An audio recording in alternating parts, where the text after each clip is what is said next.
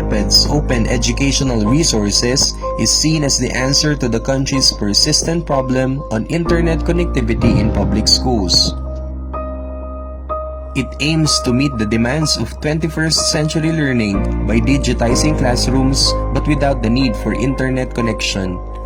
OER materials will be made available offline, paving the way for accessible delivery of quality basic education even to far-flung areas. DepEd OER serves as the baseline skill for the department's Digital Rise program, whose goal is to develop the computer literacy skills of public school learners. With its wide array of offline resources, teachers will be empowered to properly utilize educational technology. The DepEd OER started when Mark Anthony C., a former grade school teacher and institutional EdTech liaison officer in LaSalle Green Hills, joined the department on April 16, 2018. Immediately under Yusek Alain Del Pascua's order, he started implementing the program with the help of 12 DepEd personnel, some of whom are teachers. This original group grew to a larger number that is now called the OER National Core Leaders. The region of Mimaropa is lucky to be part of this innovative movement after two of its teachers were chosen as core leaders of the OER program. The region's technology leaders are Sarah Jane Serino of San Jose National High School from the Puerto Princesa City Division, together with Ken Mirasol of Nara National High School from the Schools Division Office of Palawan. Recently, the OER program finally started its run in the city of Puerto Princesa through the initiatives of City DepEd's ICTS section under Richard Deo Fondevilla, along with Sarah Jane Serino.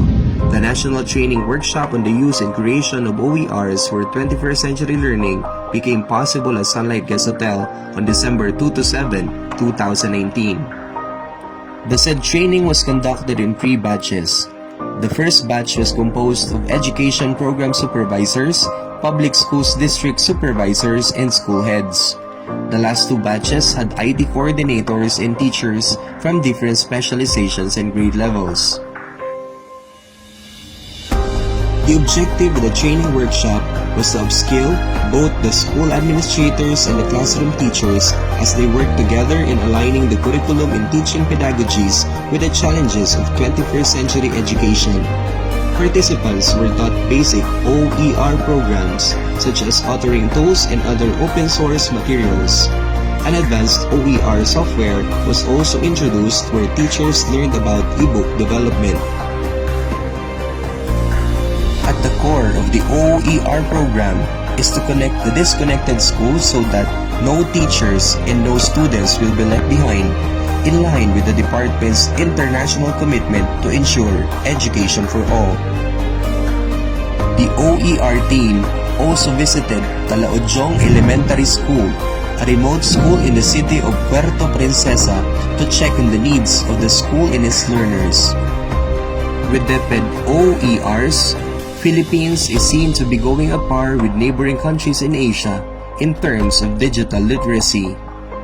Fueled by the passion for educational technology, OER core leaders and volunteers will continue spreading the OER advocacy, all for the goal of teaching minds, touching hearts, and transforming lives. Indeed, DepEd's Digital Rise program in the Schools Division Office of Puerto Princesa has finally begun.